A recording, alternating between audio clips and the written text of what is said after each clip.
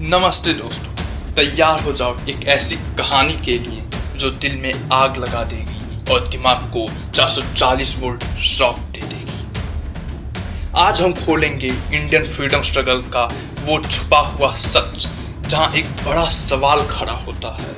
क्या महात्मा गांधी ने नेताजी सुभाष चंद्र बोस को खत्म होने दिया, या फिर ये एक हिस्ट्री का सबसे बड़ा प्लॉट ट्विस्ट है?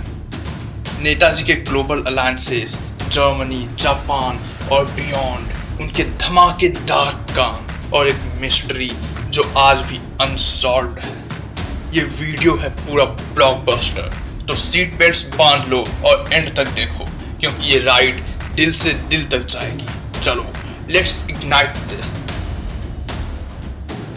दोस्तों, जब बात आती है आजादी की जंग की, तो दो नाम दिल में घर कर जाते हैं, महात्मा गांधी और नेताजी सुभाष चंद्र बोस। एक तरफ गांधी जी, जिन्होंने चरखा घुमा के ब्रिटिशर्स को सत्याग्रह से चकमा दिया, दूसरी तरफ नेताजी, तुम मुझे खून दो मैं तुम्हें आजादी दूंगा का नारा, आजाद हिंद फौज का जोश और एक लीडर जिसने दुनिया भर में ब्रिटिशर्स के दिल में खौफ बिठा दिया। लेकिन नेताजी का असली खेल था ग्लोबल स्टेज पे। जर्मनी से जापान तक उन्होंने इंटरनेशनल लेवल पे गेम बदल दिया। आज हम उनके सारे धमाके खोलेंगे विद फैक्ट्स, स्टोरीज और एक सवाल, क्या गांधी जी ने नेताजी को अकेला छोड़ दिया? रेडी हो? Let's blast of. चलो शुरू से शुरू करते हैं।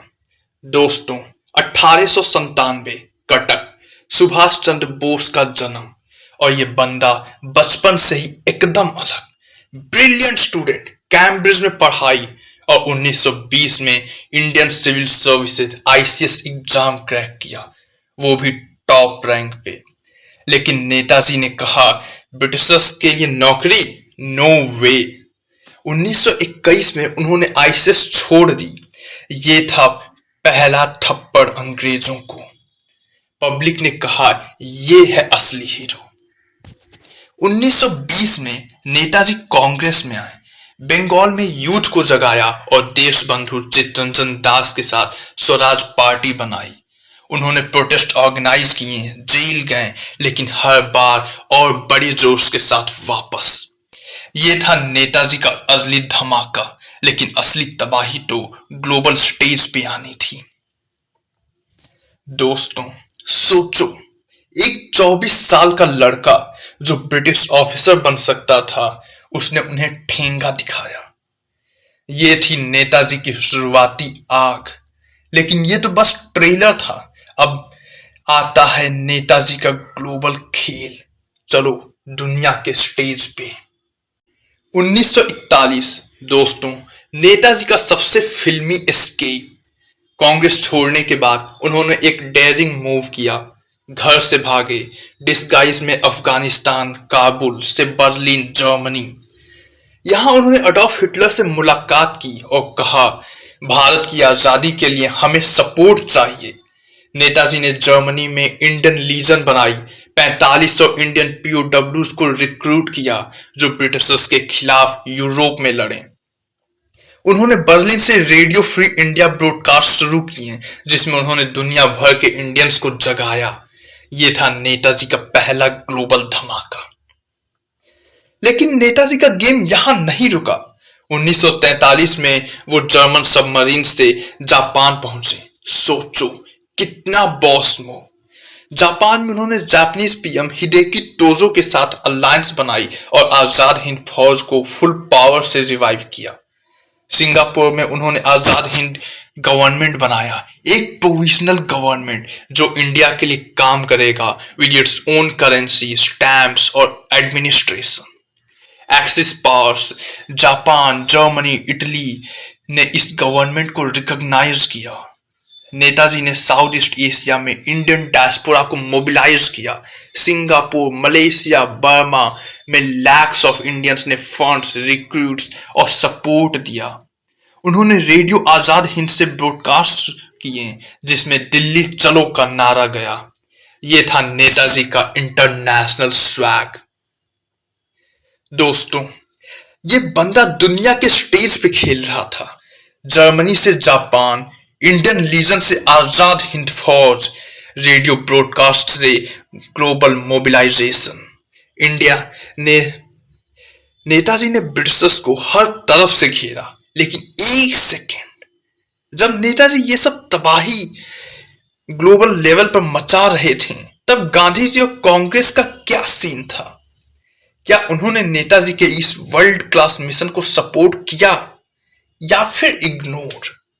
होल्ड टाइट, क्योंकि अब आता है कांग्रेस का ड्रामा। 1938 का सीन। दोस्तों, नेताजी कांग्रेस के रॉक स्टार, यूथ उनके दीवाने, और वो बन जाते हैं कांग्रेस प्रेसिडेंट। उनका प्लान ब्रिटिशर्स को उल्टा काउंटडाउन, आजादी दो वरना रिबेलियन। लेकिन ये एग्रेसिव स्टाइल गांधी जी और उनके टीम को पसंद नहीं आया। उन्हें लगा ये बंदा कंट्रोल से बाहर है। 1939 त्रिपुरी सेशन, हिस्ट्री का सबसे बड़ा फेस ऑफ। नेताजी दोबारा प्रेसिडेंट बनने के लिए खड़े। गांधी जी बोलते हैं, नहीं, मेरा कैंडिडेट पत्ताभी सीतारमैया। ये इलेक्शन था गांधी वर्सेस बोस का वार, और शॉकर, नेताजी जीत गए। क्राउड गोस वाइल्ड, लेकिन ये जीत एक श्राप बनी। कांग्रेस के बड़े प्लेयर्स, गांधी जी के लॉयलिस्ट्स ने नेताजी को हर स्टेप पे रोका, मीटिंग्स ब्लॉक की, प्लान्स कैंसिल। आखिर नेताजी ने गुस्से में कांग्रेस छोड़ दी और फॉरवर्ड ब्लॉक बनाई। दोस्तों, नेताजी ने गांधी जी के कैंडिडेट को धूल चटा दी, लेकिन फिर भी उन्हें प्रेसिडेंट रहने नहीं दिया गया। ये थी कांग्रेस की इंटरनल पॉलिटिक्स।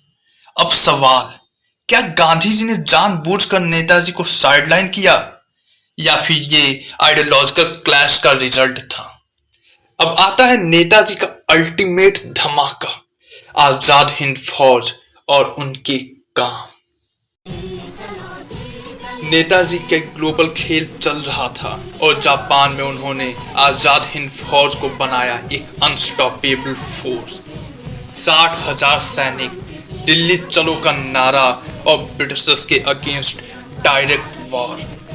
लेकिन नेताजी सिर्फ मिलिट्री लीडर नहीं थे। उन्होंने रानी ऑफ झांसी रेजिमेंट बनाई, एक ऑल विमेन्स यूनिट जो वर्ल्ड हिस्ट्री में एकदम यूनिक था। विमेन को फ्रंट लाइन पे लड़ने का मौका, ये था नेताजी का विजन। नेताजी ने यूथ को भी जगाया। 1928 में बंगाल वॉलंटियर्स बनाए, ऑल इंडिया यूथ कांग्रेस के प्रेसिडेंट बने और ट्रेड यूनियंस के साथ वर्कर्स के राइट्स के लिए लड़े।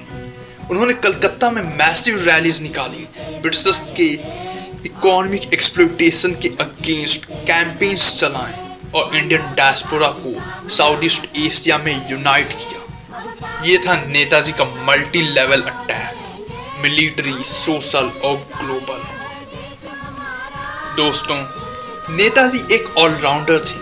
Global alliances, women's empowerment, youth revolution, सब में तबाही। लेकिन जब नेताजी ये सब कर रहे थे, गांधी जी और कांग्रेस का फोकस था क्विट इंडिया मूवमेंट पे। 1942 में करो या मरो, लेकिन नेताजी के आईएनए को सपोर्ट जीरो। क्या गांधी जी को नेताजी का रास्ता गलत लगा, या उन्हें डर था कि नेताजी का ग्लोबल फेम उनकी लीडरशिप को चैलेंज करेगा? अब आता है सबसे बड़ा ट्विस्ट।